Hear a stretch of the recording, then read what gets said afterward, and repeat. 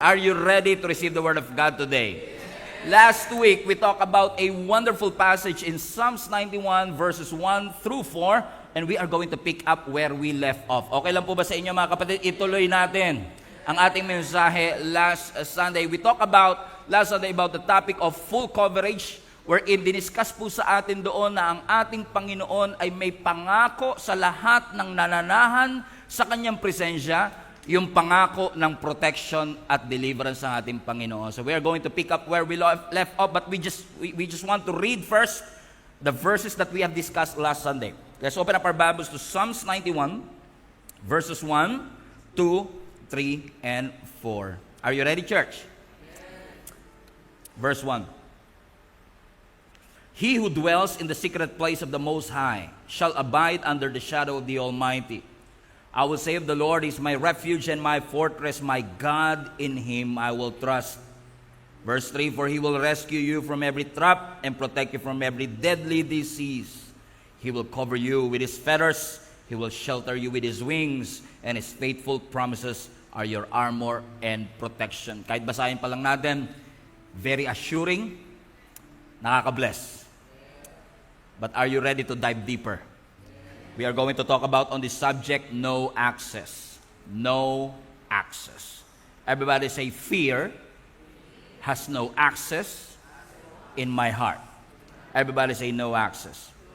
Now, I don't know, but for the past few weeks, that word protection has been boiling in my heart.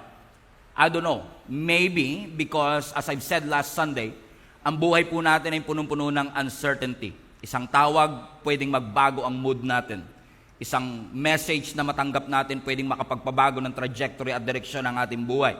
Isang mensahe sa Facebook pwedeng mag-create ng anxiety. Isang financial problem maapektuhan na ang tulog mo for the rest of the year. Ekonomiya natin is stable, ang diesel prices may pangakong bababa, pero sino bang makakapag-assure niyan sa atin up to this point? Ang mga relationship pwedeng mawala instantly. Mahal na mahal mo, pero hindi ka pala mahal na mahal. Mas mahal mo siya kesa mas mahal ka niya. Ang mga plano natin nagko-collapse overnight, and you can have a full schedule, you can have a full bank, full tank, but you can be empty on the inside and you don't feel secured. That is the context of Psalms 91, which is also called the protection verse. Ito po ay isinulat sa mga tao na nabuhay sa isang mapanganib na mundo, parang sa ating ngayon. Pero back then, nung sinusulat po ang Psalms 91, nakakaranas din po sila ng gera, diseases, pestilence, epidemic, pandemic, katulad ng dinanas natin, betrayal, famine, and even sudden death. Pero sa gitna ng lahat ng tragedy, disease, problem, challenges, in which pag tayo nakaranas, naghahanap tayo ng explanation. I mean, Lord, bakit mo inaalaw na mangyari sa akin ito? And I believe those people who live under that season and time is also asking the same question. Why, oh why do you want to say goodbye? Hindi nyo alam yun. Okay. Bakit, Lord, inalaw mo? We need an explanation. But God did not give us an explanation. He offered a refuge. Hindi niya tayo binigyan ng explanation, pero ang sabi ng Panginoon, sa gitna ng lahat ng pinagdadaanan ninyo, pwede kayong sumilong sa akin. Ibig sabihin, itinuturo po sa atin ng Psalms 91 na lahat po tayo ay pwedeng makaasa sa Diyos, na merong proteksyon ang lahat ng kanyang mga anak. Itinuturo po sa atin ng Psalms 91 na ang tunay na security ay hindi mo makikita at mangyayari kapag ikaw ang may control. Ang tunay na security matatagpuan mo sa presensya ng ating Panginoon. At itong Psalms 91 ay para sa mga taong katulad mo at katulad ko na humaharap sa mga uncertain situation, unstable situation, vulnerable situation. At yung Psalms 91 verses 1 through 4, katulad ng Sunday pinag-usapan natin, in-establish po sa atin ang napakahalagang katotohanan na bago pa po ng Panginoon baguhin ang ating sitwasyon, iniimbitahan ka muna niya na ikaw ay sumilong sa kanyang presensya. Last Sunday, if you remember, nagpakilala ang ating Panginoon bilang refuge. Nagpakilala ang ating Panginoon bilang ating fortress. Nagpakilala siya bilang shield. Nagpakilala ang ating Panginoon na bilang isang ating covering. Meaning, when we are under His presence, we can experience full coverage of protection. How many among you are grateful for that? Sino sa inyo ang nagpapasalamat sa Panginoon na hindi ka lang covered 50%, hindi ka lang covered 25%, you are covered harap, likod, taas, baba, gilid, diagonal, horizontal, vertical. You are under God's protection 24/7. Palapakan natin ang ating Panginoon. Ibig sabihin, mga kapatid, yung tono ng Psalms 91 is very clear. Hindi tayo sinasabihan ng Lord, takasan ng pagsubok. Ang itinuturo ng ating Panginoon, pwede kang mabuhay sa gitna ng pagsubok, pero nasa ilalim ng kanyang presensya. Because we have to face the reality these days. Ang dyablo, totoo. Huwag ka titingin sa katabi mo. Totoo ang demonyo. Totoong may mga taong masasama sa mundo natin. Whether you believe it or not, kahit magrason ka pa, hindi mo maitatanggi. Merong kasamaan. Buhay at totoo si Satanas. Do you agree? Yes. Pwede kang mag-reason, Pastor, mabait na tao ako. Hindi ko deserve ang lahat ng yan. Kahit mag-reason ka pa. Totoo ang dyablo. I mean, pagka may apoy, halimbawa, gas stove, binuksan mo yung apoy. I mean, may apoy yan eh. I mean, sasabihin sa'yo ng tatay mo, huwag mo hahawakan yung apoy, mapapaso ka, curious ka. Ano kayang pakiramdam pag nilagay ko yung daliri ko dito sa apoy na ito? Nilagay mo, Sabi ko na kasi sa'yo, huwag may lalagay yung daliri. Mabait naman ako, ba't ako nasunog? It doesn't matter. You cannot reason. Kahit mabait ka o masamang tao ka, masusunog ka kapag may apoy. That's the reality of life. You cannot reason na mabait ka. You cannot reason na sincere ka sa Panginoon. You cannot reason. Deserve lang yan ng mga, sabi nga ng Biblia, ang ulan, bumabagsak, mabuting tao ka o masama. Ang araw, sumisinag, mabuting tao ka o masama. It doesn't matter. That's the reality of life. Lahat po tayo ay dumaranas ng kasamaan sa mundo. Mayaman o mahirap, lahat po tayo ay nagkasala, patuloy na nagkakasala, and because of that, we are experiencing evil and wickedness in this world. Because after all, hindi po ito ang design ng Panginoon sa atin. Ang design ng Panginoon sa atin ay magkaroon tayo ng mabuting buhay, but we committed treason nung nagkasala po ang ating unang mga magulang.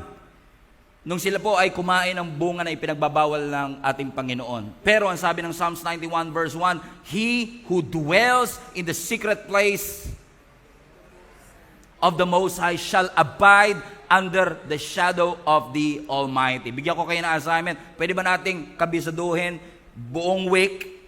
Check ko kayo next Sunday. Okay, mula verse 1 to 4. Can we do that? Okay, and maybe buong all the way through 16 pag natapos natin song series na ito. Amen? Maybe we can extend one more week. Is that okay? All right. He who dwells in the secret place of the Most High shall abide under the shadow of your wings. Review lang tayo. Yung salitang dwell is actually the word to sit, to remain, to stay. So ibig sabihin, hindi lang occasional visit sa presensya ng Panginoon and you will experience protection. No, ang protection ipinapangako sa mga taong nananahan. So if you dwell, if you remain, so ibig sabihin, ang position mo, very important.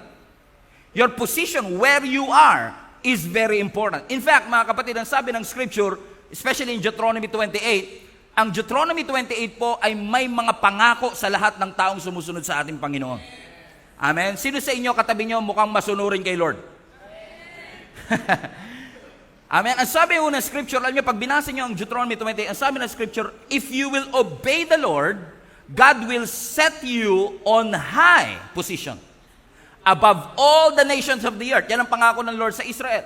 Ang sabi ng Scripture, kung kayo ay susunod, ipoposisyon ko kayo na higit, higit kumpara sa ibang bansa sa mundo. And then nangako ang Panginoon, blessed are you wherever you are, whether you are in a city or in the country. Bless your sowing and your growing. Remember our benediction? Bless our coming and our going. And you will lend and not borrow. Why? Because you are positioned. Everybody say position. So position is very important. When you are in the right position, you will experience God's protection.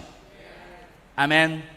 And I've heard and I've read commentaries that I want to share to you in the next few minutes. Is that okay? Regarding this verse that I missed last Sunday, I want to share to you. If we go back to verse 1, ang sabi ng Scripture, He who dwells in the secret place of the Most High shall abide under the shadow of the Almighty. Now, wala akong time masyado to discuss last Sunday about the two names of God that was mentioned in one verse. First one is the word Most High, And the second one is the word Almighty. Have you noticed of this? Ang sabi ng Biblia, He who dwells in the secret place of the Most High, ang Hebrew word ng Most High is actually Elyon. So ibig sabihin nito is, He who dwells in the secret place of El Elyon shall abide under the shadow of the Almighty. Now, the Hebrew word of the Almighty is the word Shaddai, El Shaddai. So yung unang mention is El Elyon, pangalawa is El Shaddai. Ano na una? El Elyon o El Shaddai? Ano po na una? El Elyon or El Shaddai? Ano nga po uli ibig sabihin ng El Elyon? Most High. Ano ibig sabihin ng El Shaddai? Almighty. Now, let's go back to the first mention of that word El Elyon and the first mention of the word El Shaddai. Now, ang unang mention ng salitang El Elyon is found in Genesis chapter 14. Ano po nangyari sa Genesis chapter 14? Dito po na-meet ni Abraham si Melchizedek. At nung na-meet ni Abraham si Melchizedek, tinawag ni Abraham si Melchizedek na El Elyon. Let's go to that story in Genesis chapter 14 verse 18 and 20. Fasten your seatbelt. It's going to change your perspective, okay? Are you still with me? Amen. Verse 18. And Melchizedek, king of Jerusalem, and a priest of God. There you go, Most High. First mention. That word is El Elyon. And watch this, nung na-meet ni Abraham itong si Melchizedek, na tinawag niyang, in essence, El Elyon, ang sabi na scripture, he brought Abraham some bread and wine. Bread and wine. Familiar? Bread, wine. Bread, wine. Bread and wine. What's that? Communion. Amen? That's communion. First communion. Hindi pala nakaputi dun sa first communion. Okay, first communion. So, first communion is actually in Genesis chapter 14, verse 18. And then let's go to verse 19 now. And the sabi ng scripture, verse 19, and Melchizedek blessed Abram with his blessing.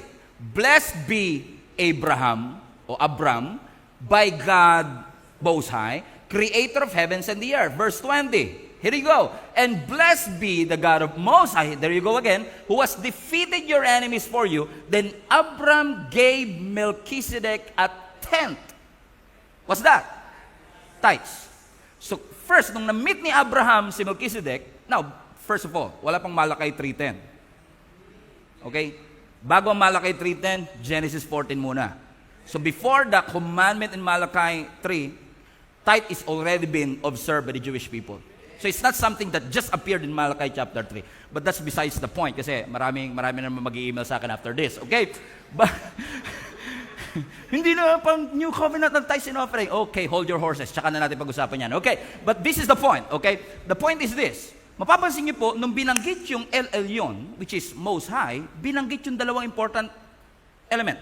Communion and tithes. Tithes signifies wealth. Communion signifies health. By your stripes, you are healed. So health and wealth. When you meet the God Most High, amen, when you experience the Most High God, you will experience health and wealth. Okay, let's go back to Psalms 91 now. So, he who dwells in the secret place of this God who is El Elyon, hindi pa tapos, shall abide under the shadow of what? Of the Almighty. Now, kailan naman ang first mention nung salitang El Shaddai? Ang first mention ng El Shaddai is found in Genesis 17, just 3 chapters later. 3 chapters later, El Shaddai was mentioned. Ito naman po kay Abraham pa rin. Kung saan ang sabi ng scripture, si Sarah ay hindi makapaniwala na siya ay pinangakuan ng Panginoon na magkakaanak pa siya sa edad na 90 years old. 89 na siya at this point. Sabi ng anghel sa kanya, by the same time next year, magkakaroon ka ng anak. Tawang-tawa si Sarah. Kasi sino ba naman ang magkakaanak pa ng 89? Sabi niya, masyado na, I'm way beyond childbearing years. At idagdag mo pa yung asawa ko, walang lakas na to. Imposible na kami magkaanak. Ano sabi ng anghel sa kanya, bakit tumatawa si Sarah? Sabi ni Sarah, hindi po ako tumatawa. By the way, pag magsisinungaling ka, huwag sa harap ng anghel. Sabi ng anghel, no, you laugh, tumawa ka. Ang sabi ng anghel sa kanya, meron bang bagay na mahirap sa Diyos? Is there anything too difficult for your God? Amen? You are finite and limited, but your God is not just mighty, He is almighty. In Genesis 17 verse 1, watch this. Sabi ng Genesis 17:1 verse 1, when Abram was 99 years old. 1 year na lang, makakatanggap na siya ng 100,000. Come on. When Abram was, inside joke po sa Pilipinas po kasi pag 100 years old ka na, may 100,000 ka, okay? So when Abram was 99 years old, the Lord appeared to him and said, I am El Shaddai. So Genesis 14, El Elyon. Genesis 17, El Shaddai. Ano na una? Sunod? Psalms 91 verse 1. He who dwells, ano na una? El Elyon. Ano pangalawa? El Shaddai. Amen? So I believe this is not an accident. God wants to remind each and every one of us that you are fully covered. Sinasabi ng Lord kay Abraham, hindi lang yung pangangailangan mo, amen, nung nanalo ka sa war and you give the spoils of war, I also is willing to give you the desires of your heart. At ang pangako ng Psalms 91 is this, lahat ng nananahan under the shadow of the Almighty, sa anino ng Diyos na buhay, El Shaddai. May bagay bang mahirap sa Panginoon? Wala. Bakit? Lahat ng bagyo, lahat ng challenges, lahat ng economic instability, kapag nasa ilalim ka ng pakpak ng Diyos, o ay nasa ilalim ka ng anino ng ating Panginoon, walang authority ang kahit anong problema pag nandun ka sa ilalim ng presensya ng Panginoon. Amen? Storm has no authority in the presence of our God.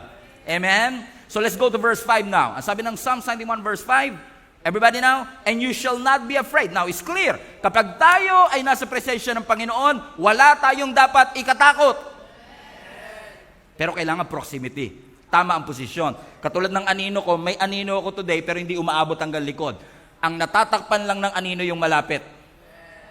So, ano sabi ng Bible? He who dwells in the secret place of the Most High shall abide under the shadow. So, kung ikaw ay nasa ilalim ng shadow, dapat malapit. So you position yourself, and when you position yourself the right way, you will experience God's protection. Clear? Verse 5, are you ready? So you shall not be afraid of the terror of the night. Watch this. Hindi sinasabi ditong you shall not be afraid na pinapangako lang ng Lord, huwag kayo matakot, ako bahala. No, it is an affirmation.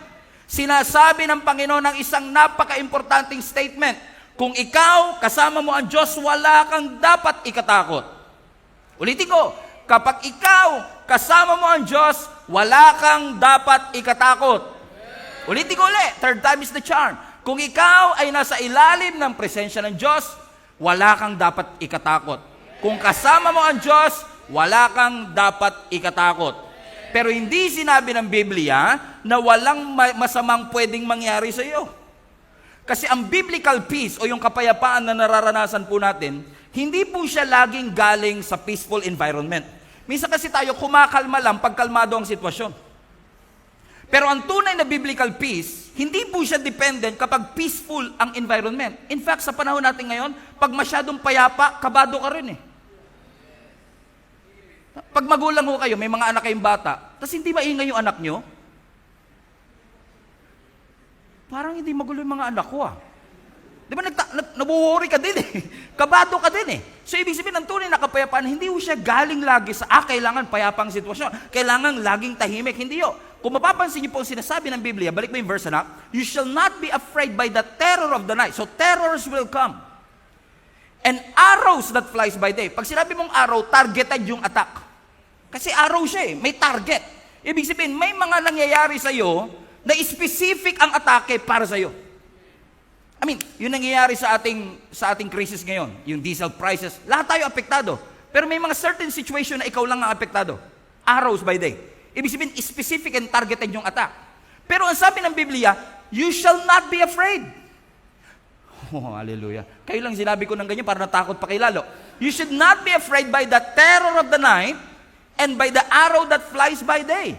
Ibig sabihin, mga kapatid, ang tunay na biblical peace, hindi yung payapang environment, kundi ang tunay na sinasabi ng scripture dito, hindi mawawala ang attack. So papansin nyo, ang ini-emphasize ng verse 5 is not the absence of attack. Ang ina-emphasize ng verse 5, yung absence ng fear in the middle of the attack. Big difference. Okay, let me repeat. Ang ina-emphasize ng verse 5, hindi yung absence ng attack. There will be attacks and challenges. Pero ang ini-emphasize ng verse 5, yung absence dapat ng fear. Na wala dapat takot kahit ikaw ay nasa gitna ng atake. This is very important.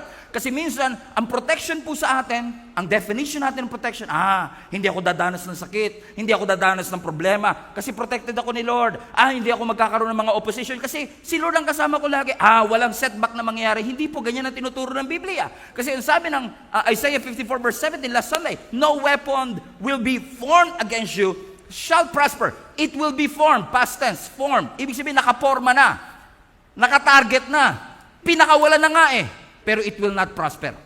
So, ibig sabihin, ang tunay na protection is not the absence of attack.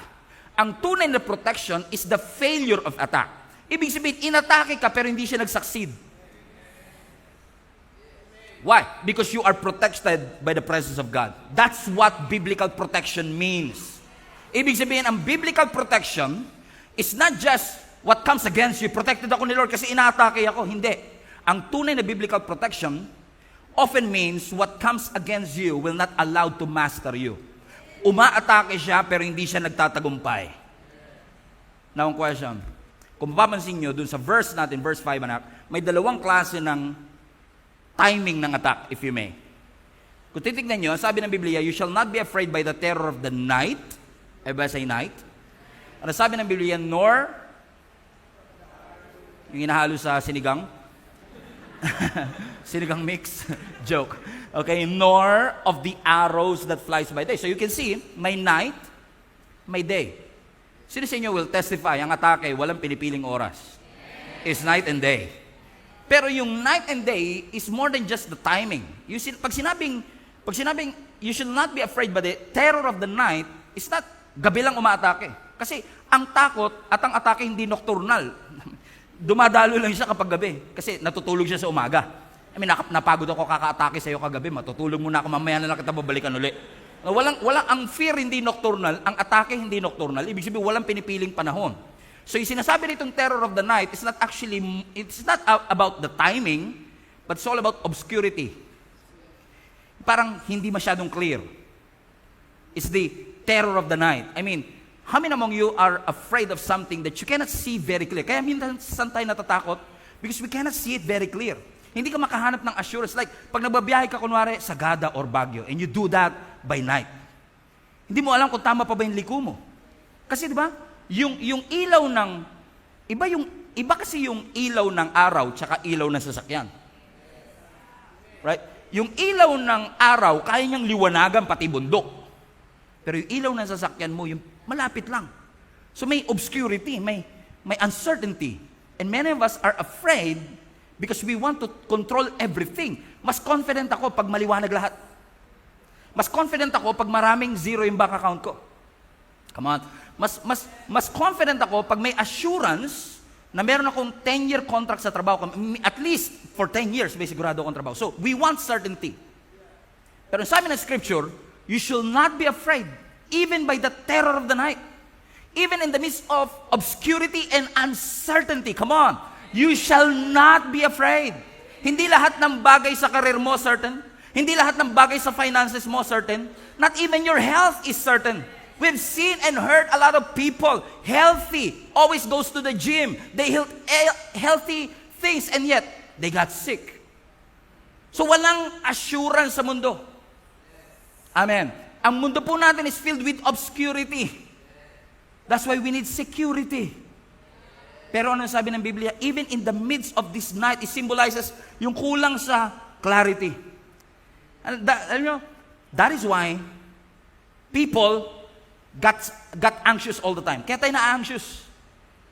Kasi ang anxiety is you are fearing, natatakot ka sa bagay na nai-imagine mo.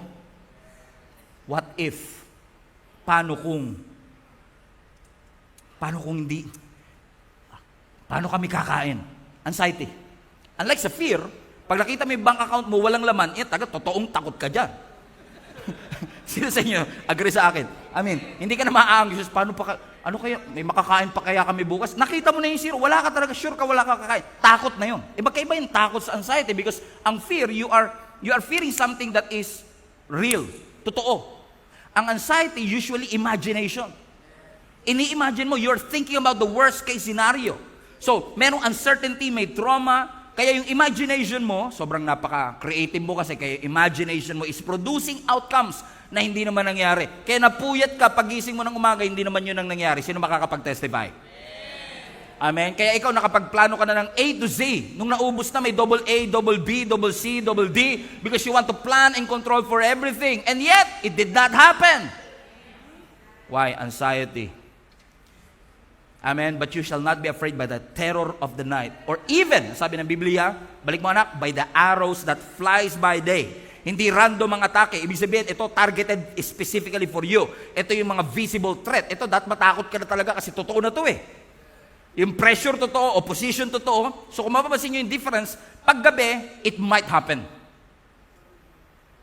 Pero pag umaga na, nangyari na talaga. May ganyan tayong pangyayari, no? Natatakot ka sa mga bagay na paano kung mangyari, at natatakot ka sa mga bagay na, ito na, nangyari na. So it's a picture of direct attack, yung arrow. Either financial pressure, relationship issue, sakit, spiritual attack, opposition. So sa gabi, yung terror by night, what could have happened is a possibility, pero ito sa day, it is the reality. This is exactly what is happening in my life. So yung terror of the night, sinasabi mo, what if mangyari ito? So wala kang certainty. Pero dito sa arrow that flies by day, what should I do now? Andito na siya eh. Nabuntis na ako. Nawala na ako ng trabaho. Nalugi na yung negosyo. Pero parehong nakakatakot. But let me tell you this. What you see is bigger than your God. What you see, the problem, the challenges, is bigger than your God. What you see is bigger than your... Pastor, I see a medical report that says I have cancer. That's a fact. That's true. Hindi mo madideny ang fact. But the Bible says we hold on not to the fact, but to the truth. The fact says you have cancer, but the truth says He is your God, and He is able to heal you. And by His stripes you are healed. Amen? So what you see, medical report, bank statement, problem sa pamilya, trouble sa trabaho, what you see is not bigger than your God. Mas malaki ang Diyos natin sa lahat ng bagay na nakikita natin. So usually, fear is a vision problem. If you think about it, right? So, fear is a sight problem. Kaya ka natatakot kasi hindi mo makita yung laki ng Diyos. Mas nakikita mo kung gaano, pag namamagnify na kasi yung problema, ang liit na ng Diyos. Pero hindi ibig sabihin maliit siya. Maliit lang siya sa paningin mo. Pero hindi ibig sabihin maliit ang Diyos. Walang problema na mas malaki pa sa Diyos. Walang pagsubok na hindi kaya ng Panginoon. Walang mahirap sa Diyos. That's why it's very important for us, para matanggal ang fear, is to have the right perspective how big your God is. Your God is stronger. Your God is bigger. Amen? That's why it's very important for us to say, Lord, be magnified in my life. Pag sinabi mo kasi be magnified, like magnifying glass, diba? Pinapalaki mo. Yung langgam, pag magnifying glass mo, hindi lumalaki yung langgam. Duh. Natry nyo na po ba yung magnifying glass? So elementary tayo, di ba? Pabibilin tayo ng teacher natin ng magnifying glass, tapos tayo na mapaglalaruan natin yung magnifying glass. Pag binakita kang langgam, tapos tatapat mo sa araw, di ba? Yung langgam, pag tinignan mo sa magnifying glass, ang laki. Pero hindi ibig sabihin malaki siya. Sa mata mo lang siya malaki. Kasi na-magnify siya. Komprende? Na minsan, mas malaki na yung langgam kaysa sa Diyos. So, ibig sabihin, mali ang perspective. You have made God too small in your eyes. That's why we overemphasize how big our problem is and underemphasize how big our God is. Your God is bigger, my friends and family. Amen?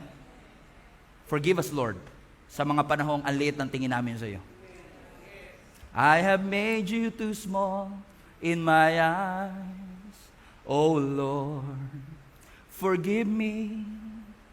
And I have believed in a lie that you were unable to help me. But now, oh Lord, I see my wrong. Heal my heart and show yourself strong. And in my eyes and with my song, oh Lord, be magnified. O Lord, be magnified.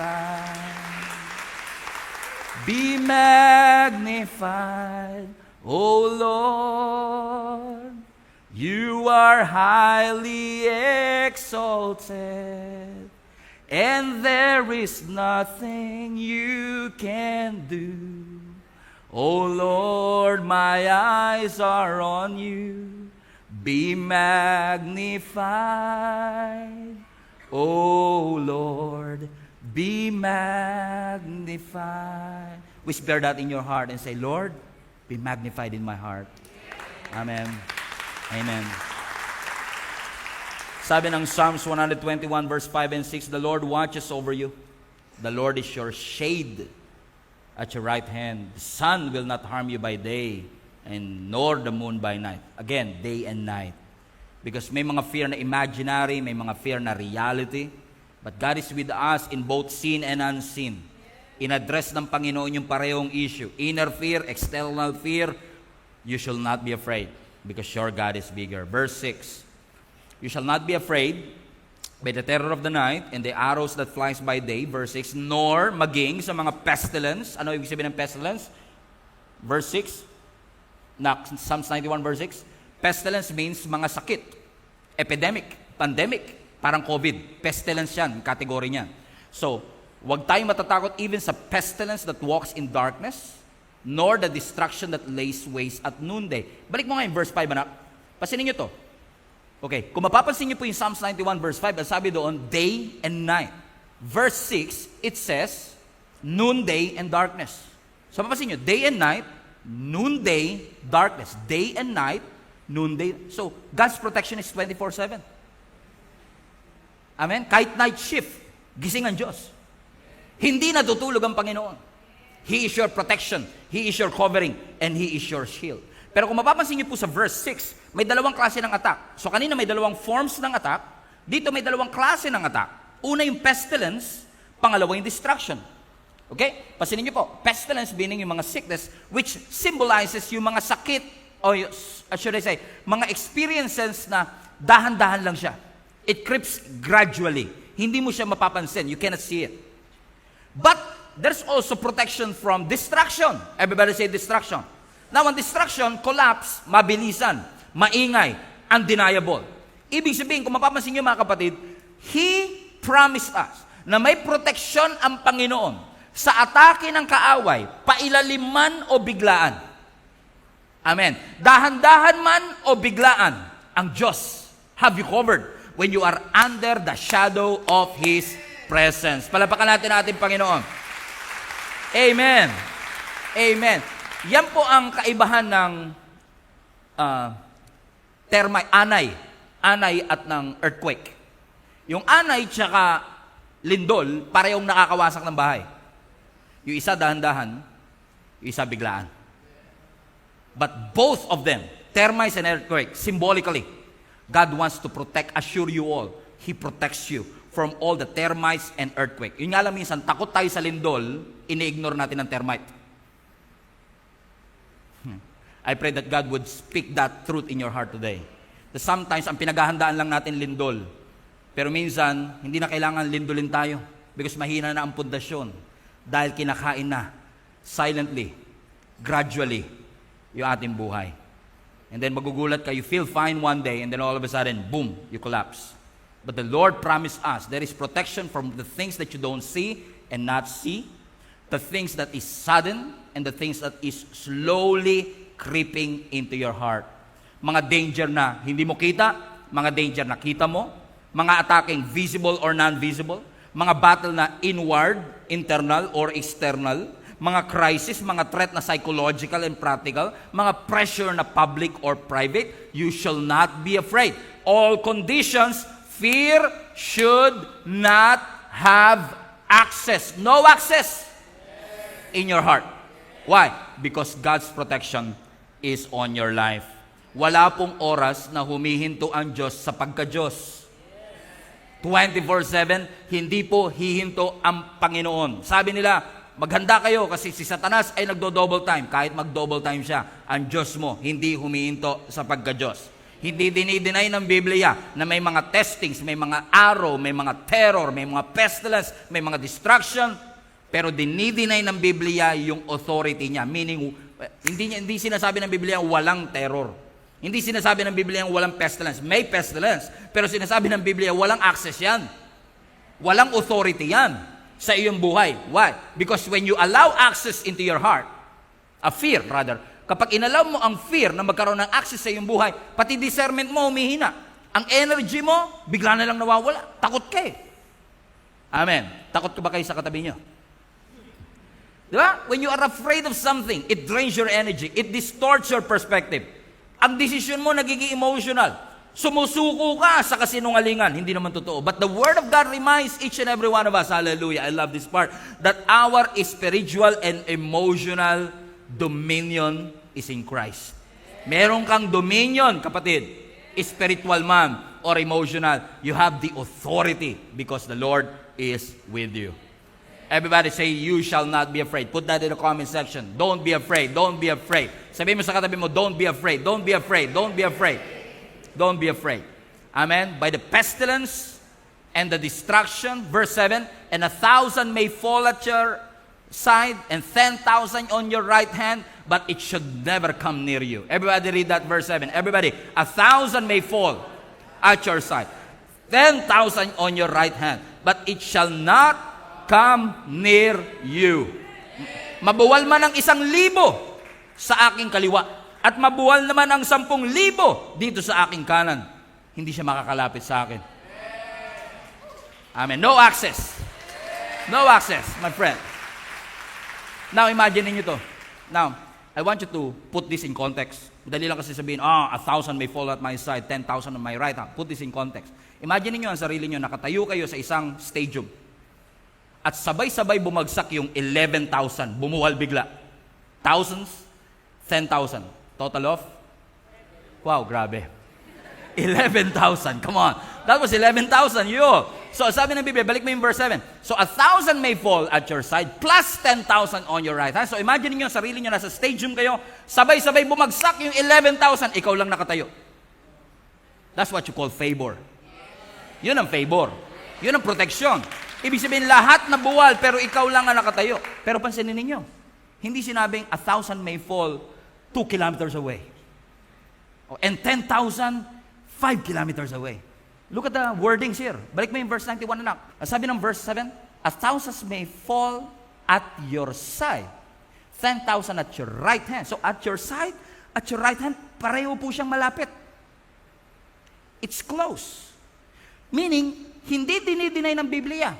Ang panganib, malapit lang sa iyo. Makikita mo, nasa tabi mo eh. But it will not come near you. It will not come near you.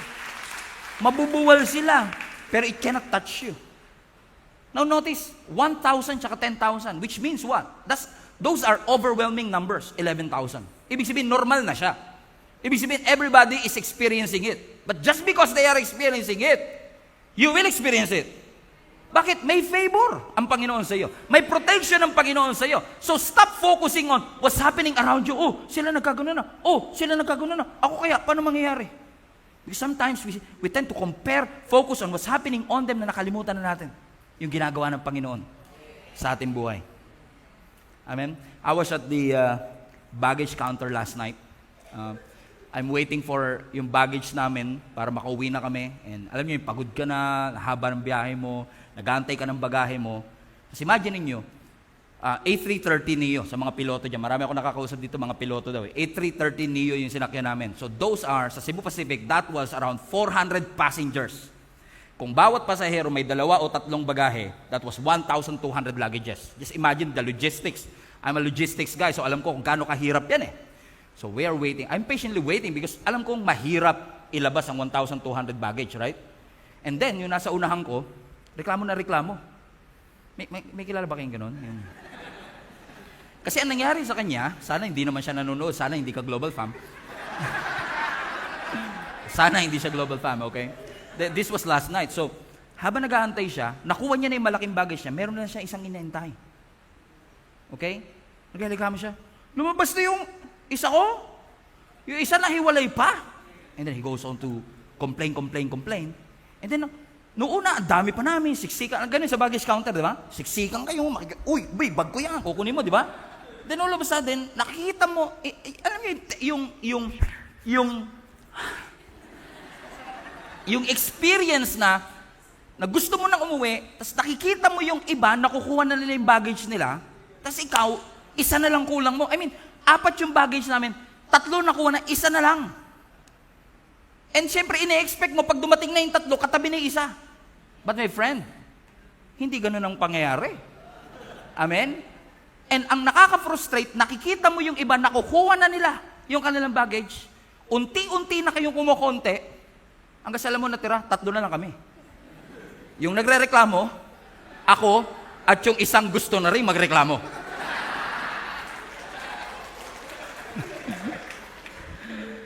And then si Jenny, ang pinakamagandang babae sa balat ng lupa. Usually, pag kumukuha ko ng baggage, nakaupo na yan eh. Bihira lang ito mangyari. Lumapit. Nasabi sa akin, wala pa be? May nakikita ka ba? Gusto ko sabihin, pero hindi ko sinabi. Of course, hindi ko sinabi. But obviously, I keep wondering, why? Bakit? Amen? And you know, apparently, paikot-ikot. After more than an hour, almost 2 hours, finally, both of us, almost at the same time, nakuha namin yung aming baggage. What I'm trying to say is this. Minsan napofrustrate tayo pag isa-isa nang nakukuha ng mga kasama natin yung blessings at answered prayer nila. Amen?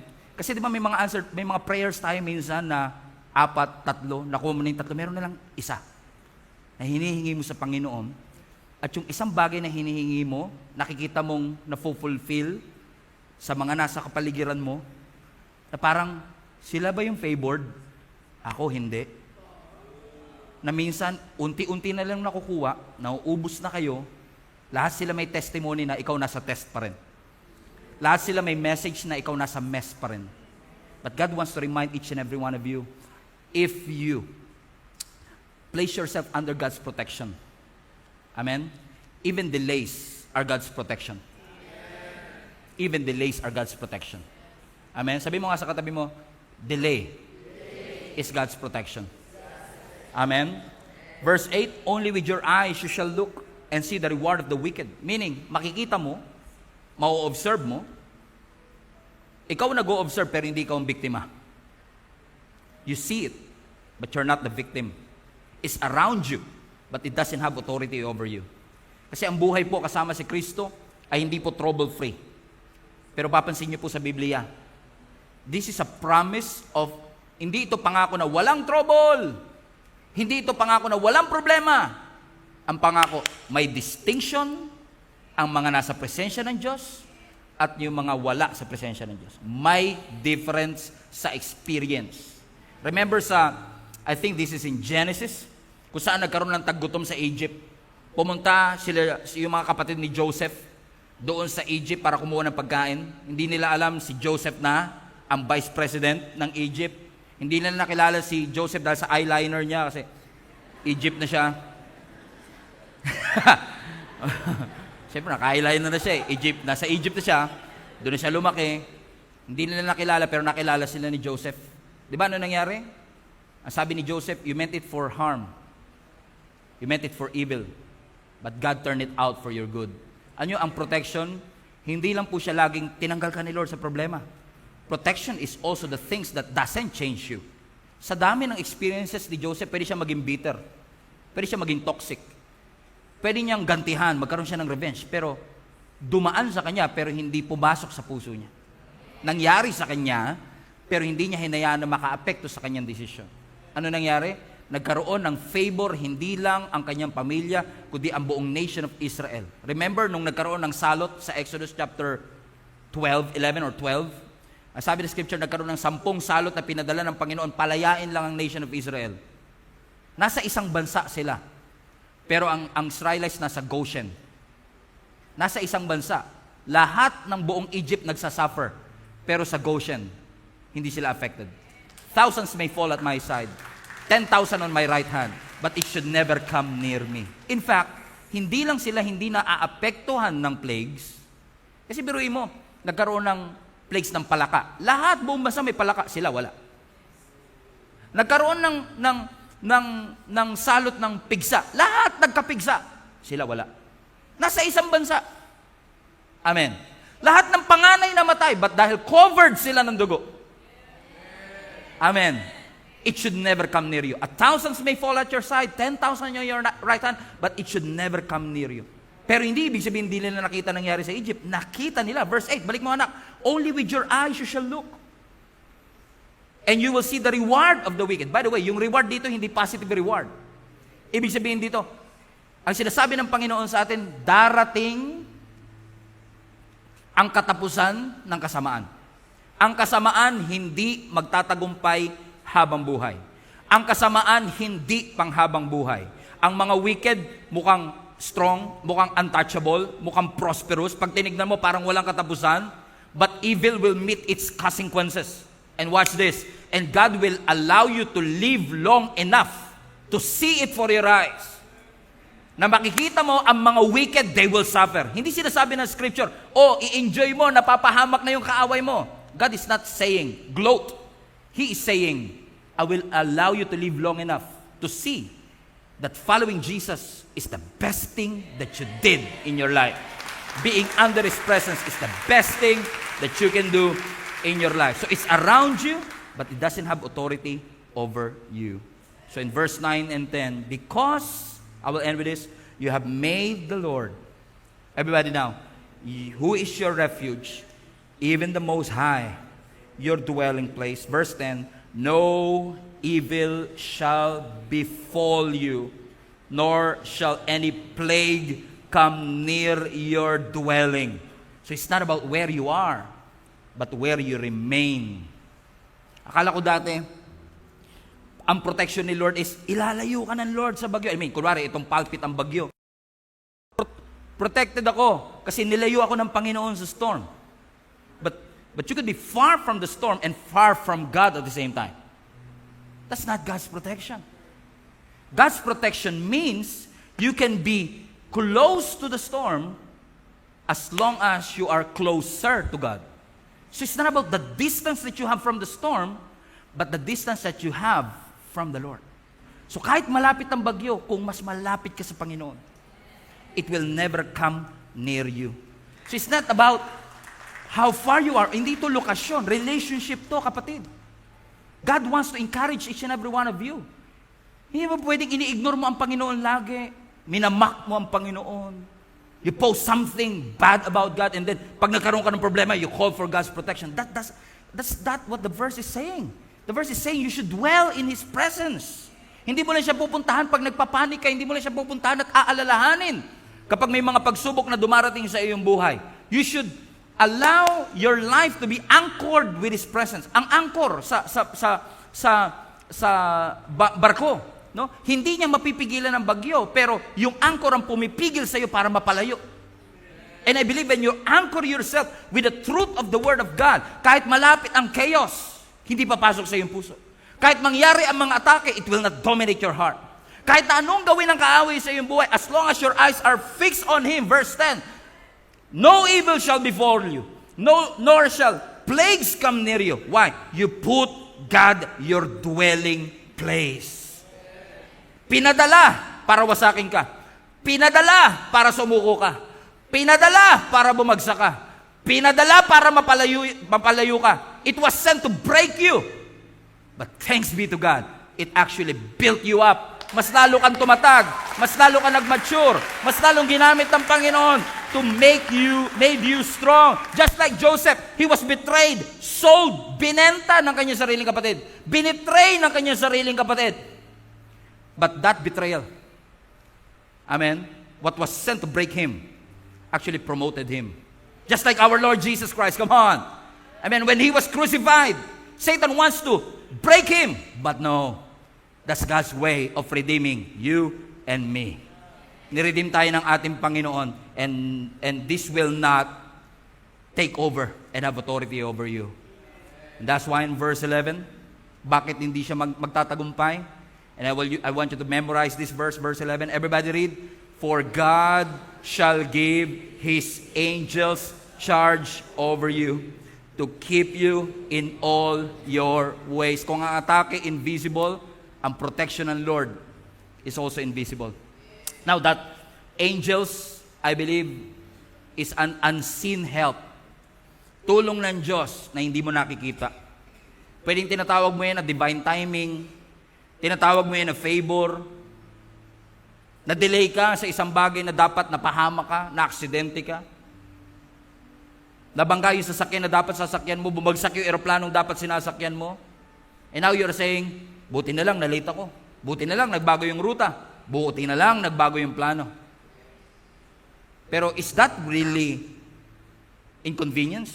Kasi minsan, di ba, pag nalilate tayo, I remember one time, the same thing.